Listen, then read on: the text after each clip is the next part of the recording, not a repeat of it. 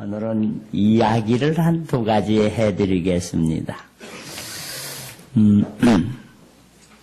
영국의 에드워드 8세라는 왕세자가 있었습니다. 그 아버지 조지 5세가 갑자기 돌아가셔서 급하게 왕이 되게 되었습니다. 그런데 한 가지 문제가 생겼습니다. 이 에드워드 8세가 월리스 심프스라는 여자와 사랑을 나눴습니다. 근데 이 여자는 미국 사람입니다.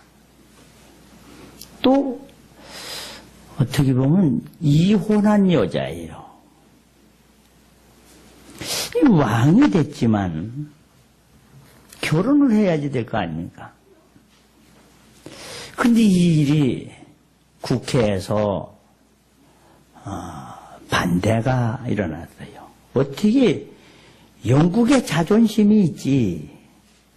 아니, 이혼한 여자와를 왕비로 세울 수는 없다. 더구나 또 영국의 혈통도 아니지 않냐. 여론이 들끓었습니다. 영국 국교에서도 이건 안 된다. 안 된다. 그때 에드워드 8세가 공식 성명서를 냅니다. 나는 사랑하는 사람과 사는 것이 왕 노릇하는 것보다 더 낫다고 생각을 해서 나는 이 왕의 자리를 내려놓겠습니다. 그리고 사랑하는 사람과 함께 살겠습니다. 발표해서 그 좋은 자리, 요즘은 어때요? 명예를 위해서, 출세를 위해서, 성공을 위해서, 그러니 에드워드 8세는 무엇을 선택했는가? 왕의 자리보다 사랑하는 사람과 함께 사는 것을 선택을 했습니다. 사랑은 참 어느 것보다도 귀한, 아름다운 것 같아요. 그래서 두 사람이 조용하게 독일로 이태리로 다니면서 이렇게 생활을 했습니다. 또 하나의 얘기를 하나 하겠습니다. 캐시비 이야기라는 책이 있습니다.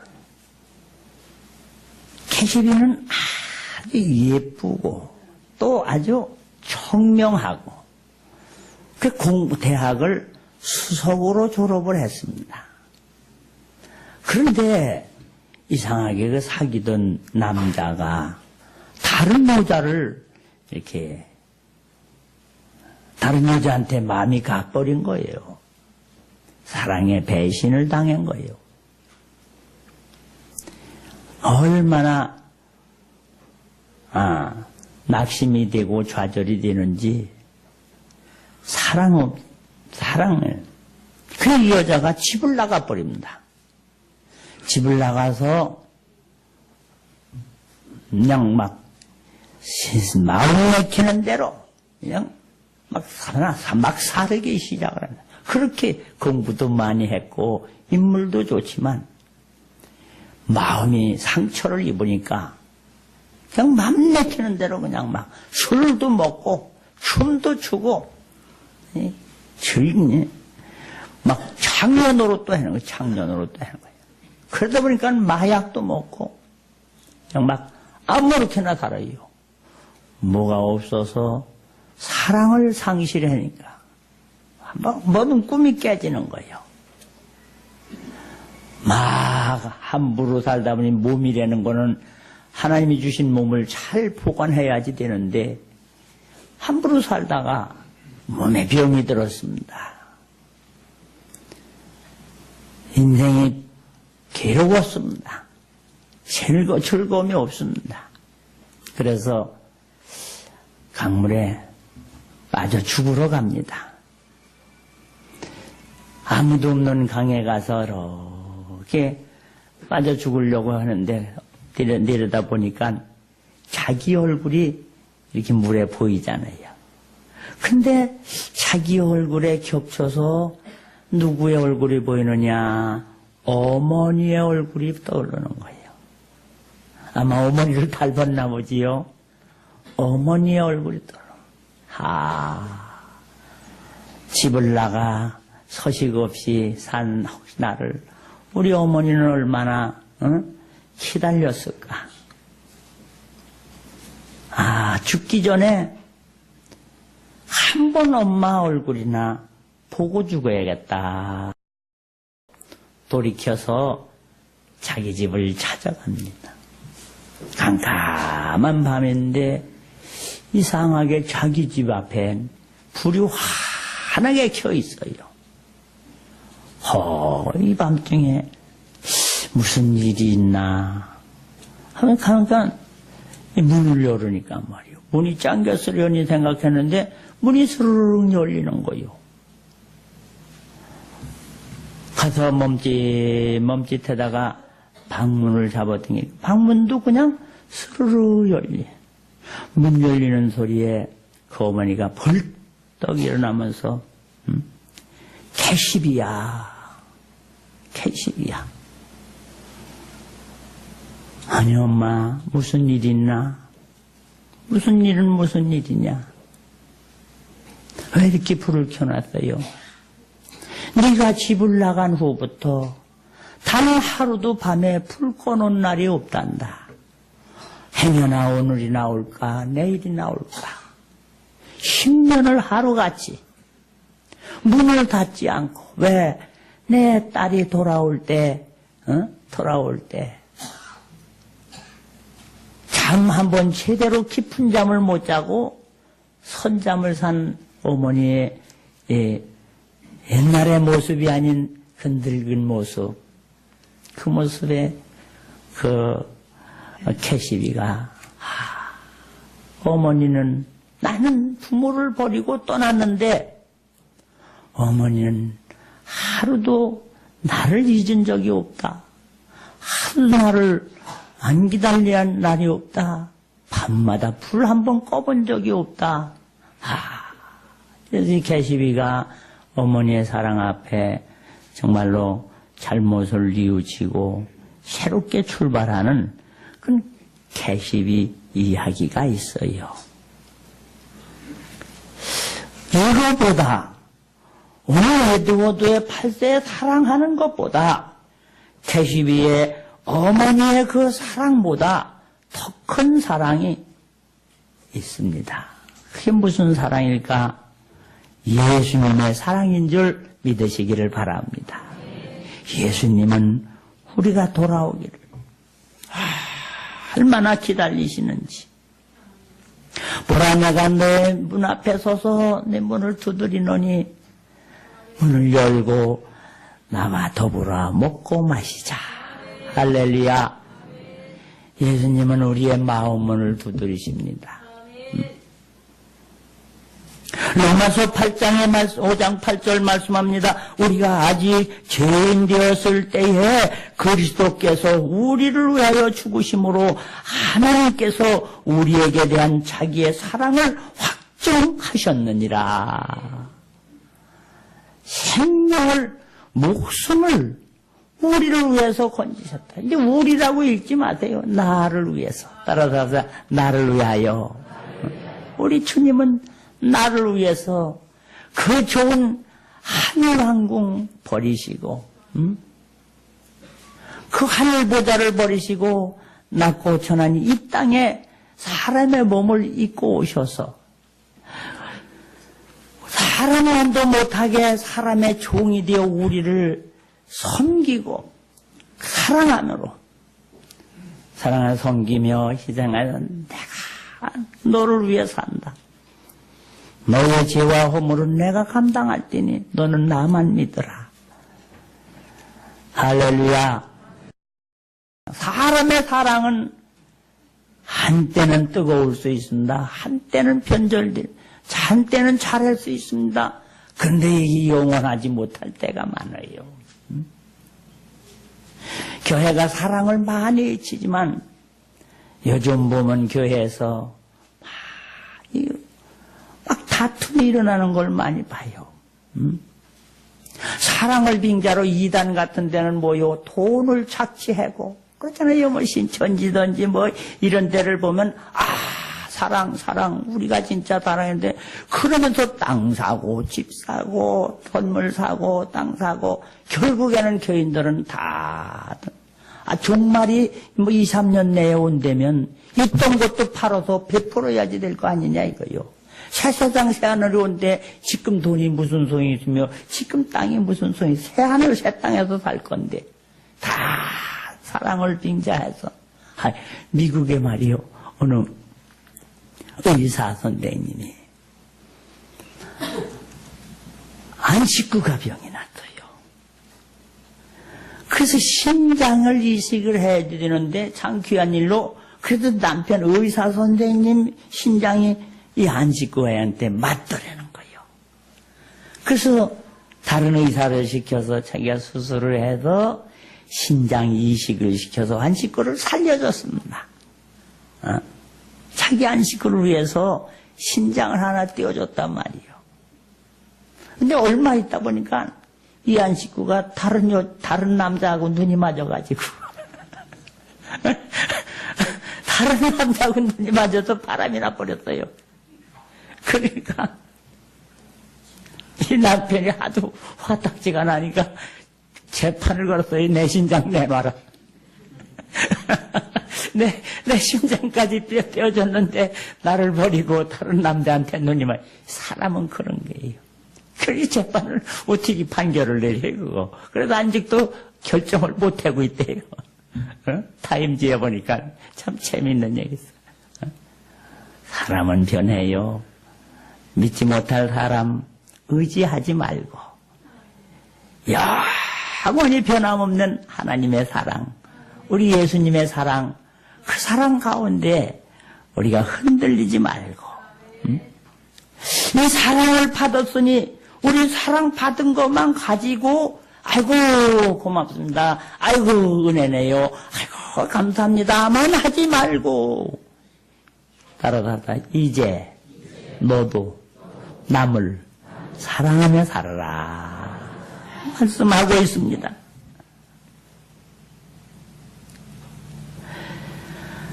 하나님의 사랑이 이처럼 우리에게 나타난 바 되었으니 하나님이 자기의 독생자를 세상에 보내심은 그로 말미암아 우리를 살리려 하심이라. 사랑은 여기 있으니 우리가 하나님이 아니요 하나님이 우리를 사랑하사 우리를 죄를 속하기 위하여 화목제물로 그 아들을 보내셨다. 사랑하는 자들아 하나님이 이와 같이 우리를 사랑하셨은저 따라서 합시다. 우리도 서로 사랑하는 것이 마땅하도다. 우리도 서로 사랑하는 게 당연해야 되는 거예요. 마땅한 거라는 거예요. 하나님이 나를 얼마만큼 사랑하나. 생명까지 주셨잖아요. 그런데 이런 사랑을 받은 우리는 남을 사랑하지 않으면 이 사랑이 상실된다는 거예요. 사랑하지 아니하는 자는 하나님의 소속이 아니라는 거예요. 미워하고 시기하고 질투하고 다투면 이건 하나님의 소속이 아니라는 거예요. 마귀의 소속이. 우리의 몸이 병기로 쓰임받을 수도 있고 불의의 병기로 쓰임받을 수도 있습니다.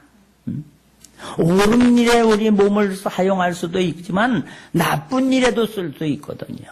그런데 하나님은 말씀은 너는 불의한데 네 몸과 네 마음과 네 생활, 네 물질을 사용하지 말고 옳은 일에 할렐루야 믿음으로 이렇게 행하는 것을 우리 주님이 보시고 기뻐하실까? 이렇게 가는 것을 보고 주님이 기뻐하실까? 이런 걸 생각하면서 옳은 일에 쓰임을 받으라. 항상 바울도 그런 얘기를 한다. 오라, 나는 공고한 자로다. 내가 이 하나님의 사랑을 알고 하나님의 은혜를 알지만 왜 내 육신은 자꾸만 세상적이고 정욕적이고 이런 데로 자꾸 가는가. 악한 생각이 자꾸 떠오르는가. 한쪽으로는 이 짝이 옳은 줄 알지만 왜 이렇게 분이 결단력이 없을까? 아, 나는 괴로운 사람이구나. 이 사망의 결지역에서 누가 나를 좀 건져줬으면 좋겠다. 잘 믿는 사람도요, 발을 땅에다 디디고 땅에 있는 양식을 먹는 동안에는 땅의 생각으로 넘어지기가 십상입니다. 잘 믿으려고 그러다가 말고도 시험이 들 수가 있고, 열심히 하던 사람도 또 방해자가 되는 경우도 있어요.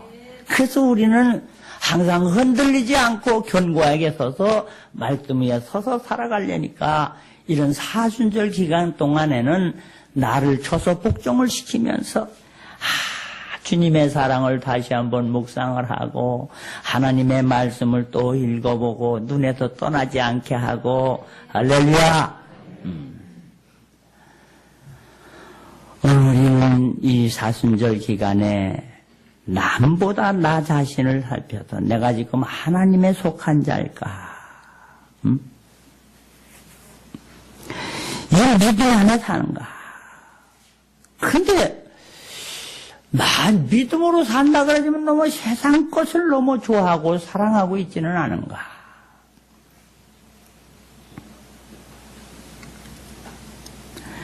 요한일서 2장 15절 17절 이 세상에 있는 것들을 사랑할 것이 사랑치 말라. 누구든지 세상을 사랑하면 아버지의 사랑이 그 속에 있지 아니하니 이는 세상에 있는 모든 것이 육신의 정욕과 안목의 정욕과 이생의 자랑이니 다 아버지께로서 쫓아온 것이 아니요 세상으로 쫓아온 것이라. 이 세상도 그 정욕도 지나가되 오직 하나님의 뜻을 행하는 이는 영원히 거하느니라. 할렐루야. 미국의 기자가 한국에 이렇게 많이 와서 생활해보고 가서 신문에다가 글을 썼습니다. 한국 사람들은 참 평등을 많이 이야기들 하더라. 한국 사람은 평등에 관심이 많더라. 이런 제목이 신문에 낸 거예요. 평등이 뭘까? 이 한국에 와서 가만히 전철을 타거나 어딜 가면 사람들이 평등의 말을 많이 해더라는 거예요. 그 평등이 뭐냐? 난 이게 인권을 존중하고 그런 건 줄 알았더니 이게 비아냥거리는 소리요. 무슨 소리냐? 아파트 몇 평이냐? 평에 관심이 많다 이게요. 등은 뭐냐? 너희 집에 몇 등이냐? 이 한국에 갔더니 그냥 몇 평에 사느냐 이것만 관심 있고 애들이 몇 등 하느냐 그래 평등 그거에 관심이 많더라. 어떻게 보면 좀 비아냥거리는 소리 아닙니까? 그래서 그냥 돈 그냥 1등. 여러분 이 돈을 사랑함이 일만하게 뿌리가 되어서 이것 때문에 걸려 넘어지는 자가 너무나 많다는 거 아니에요. 여러분 시험 중에 제일 큰 시험이 이 물질의 시험이 많습니다. 그 훌륭하신 이고 높은 분들이 그냥 하루아침에 넘어지는 걸 그냥 몰래 해놓고 뒤로다가 받고 하고 이 돈의 유혹 이 돈이 얼마나 돈의 힘이 센지. 근데 이걸 사랑하면 하나님의 사랑이 그 안에 없다는 거예요. 우리는 부지런하여 열심히 살지만 주신 복에 감사할 줄 아는 여러분 되시길 바랍니다. 욕심부리다가 범죄에 범하는 거예요. 너무 욕심부리다가 자족할 줄 아는 마음, 감사할 줄 아는 마음. 그리고 공부 1등 해라. 우리나라 애들처럼 공부 많이 하는 나라가 세계적으로 없어요. 1등을 하는 1등 경쟁, 그죠? 경쟁. 이 경쟁이 잘 하는 것 같으지만요, 이게 무서운 독소가 있습니다. 왜요? 이기기 위해서는 상대편을 모함을 한다니까. 요새 학생들은요, 공책을 안 빌려준대요, 공책을. 왜? 빌려주면 걔 점수 올라갈까 봐. 어떻게든지 내가 올라가려고. 그래서 서로 모함을 하고 1등. 그 우리나라는 그거잖아요. 싸워도 이겨야지 되고, 뭐, 물어뜯어서라도 이겨라, 이놈아. 코네 시렵에는 내가 물어줄게. 뭐, 이지래잖아요. 미국 사람들은 남에게 남을 도우면서 살아라. 할렐루야. 우리 성경은 뭐요? 남을 위해서 살아는 게 남. 근데 우린 뭐라 그래요? 다 너 위해서 공부해라는 거지.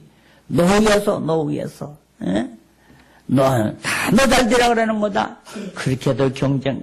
지금 강남에 무서운 일이 벌어져요. 학생들을 어떻게 공부를 가르치느냐? 대학생들을 공부를 가르치는데 월요일부터 토요일까지 어떻게든지 점수만 올라가라 그러면 토요일날 주일날은 나가서 뭔 짓을 하든지 물어보지 않겠다. 돈은 얼마든지 주겠다.